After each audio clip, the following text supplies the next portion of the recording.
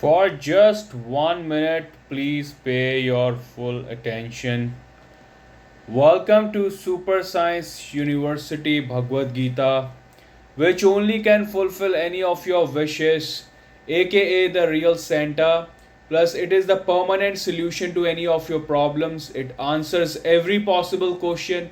It will give you permanent happiness with your freedom in the end. The highest, most prime, most secret, and the only complete knowledge, which is the source of everything. Please refer to Yatharth Gita by Swami Adgadanand on yatharthgita.com or Spotify, which is the only genuine and complete source of knowledge. Remember, incomplete knowledge is dangerous. I used to be very impatient and then I came across weed. When I started smoking it the first time, the time became very slow for me. So I started becoming calm. Why is there so much hurry when there is so much time in the world? But time still exists for me. And then when I came across Bhagavad Gita, I started to go beyond time. I came to know there is something beyond time. In response to Arjuna's question regarding who he is, Sri Krishna reveals his nature as all powerful time, the destroyer of the universe. All events in nature get buried in time. When Oppenheimer, who was a part of the first atom bomb project, witnessed the destruction of Hiroshima and Nagasaki, he quoted this verse of Sri Krishna in the following manner: Time, I am the destroyer of all the worlds.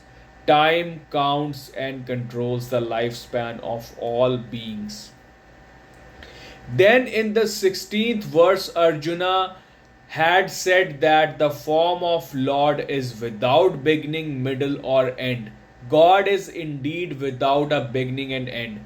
This is because space, time, and causation are within him.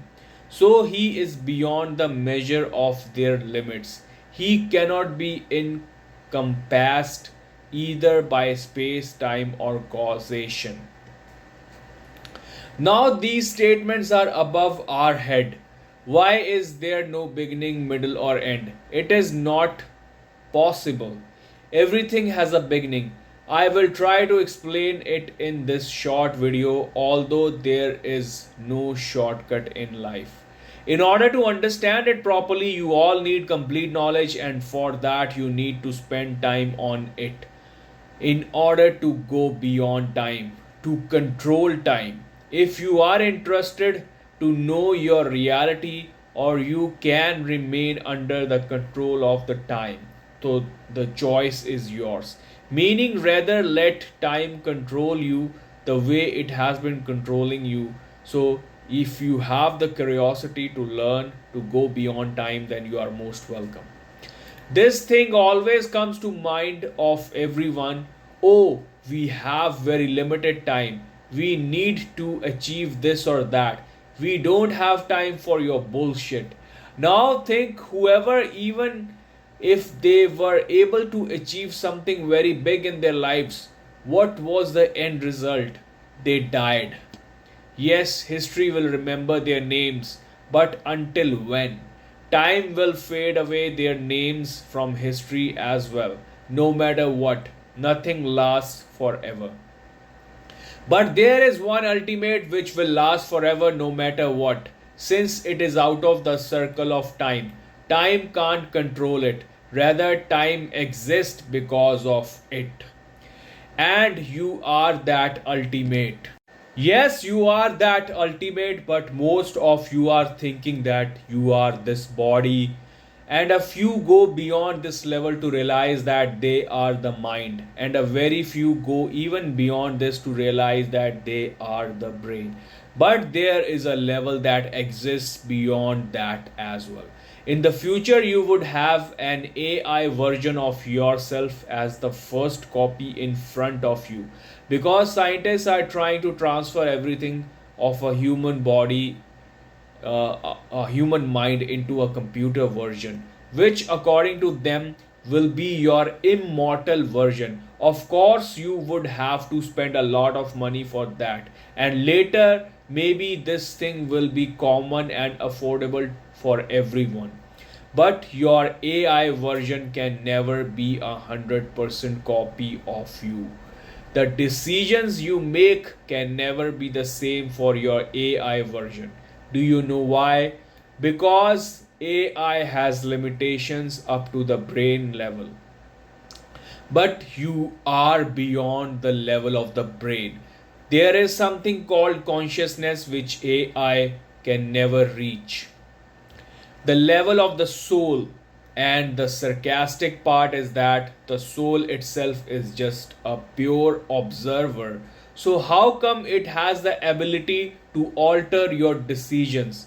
The example is of the sky in which the air exists. The air exists because of the sky, and even if the air is dirty, it has no impact on the sky. In the same way, because of the soul, you feel the need of hunger for your body, but the soul has nothing to do with the food.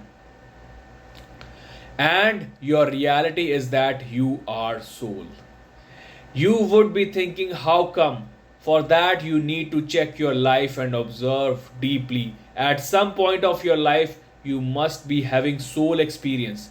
Right now, you can't even remember it because you don't even have the complete knowledge to understand it and put it in words.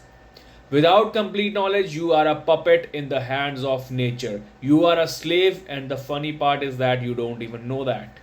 Lord Buddha has said this, and it is valid for everyone, and you can apply that in your life to check its validation. A man considers himself very learned from the half knowledge, and when he starts to gain the remaining half knowledge, then he starts to consider himself a great fool. So, unless and until you get complete knowledge, you will always remain a fool.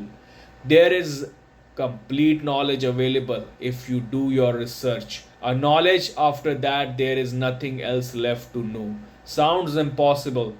This is the tagline for Bhagavad Gita. So, yes, it is possible. Another tagline for Gita would be only prophets involved.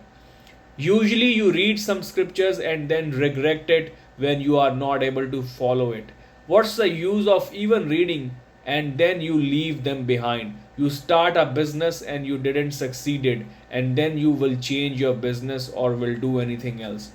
But this Bhagavad Gita knowledge is incomparable. If you don't understand Gita fully, which is the case with many, still, if you decide to not leave it for any reason, and fault is in you, that is your observation, that it is in your own understanding, then Gita will still prove beneficial to you. If you understand it, which is the rarest of the rare case, because for that you require to find the only genuine source. Since Gita has millions of incorrect versions and yet you are not able to work according to Gita, just keep on listening to it and it will still prove beneficial for you. You have a wrong desire and you still want to fulfill it, but Gita still proves beneficial because you are a part of Gita. I mean, there are only prophets involved being part of this knowledge. This is the king of all knowledge. There is no question in this world which cannot be answered by Gita. I mean, do you need more reasons to go through this divine knowledge? Since a hint is enough for the wise, and here I have given you more than enough reasons to include Gita to be a part and parcel of your life. The way the ISKCON community has dedicated their lives to the wrong definition of Krishna, but since they are a part of Bhagavad Gita, so they will learn through their mistakes sooner or later. But there could be someone who has no relationship with Gita or Krishna, and he could have more understanding of Gita. Since everything is Gita, even a pure atheist will end up with Gita in the end. So, everything, even zero, is Gita. There is nothing beyond Gita. Everything and everything, like the movie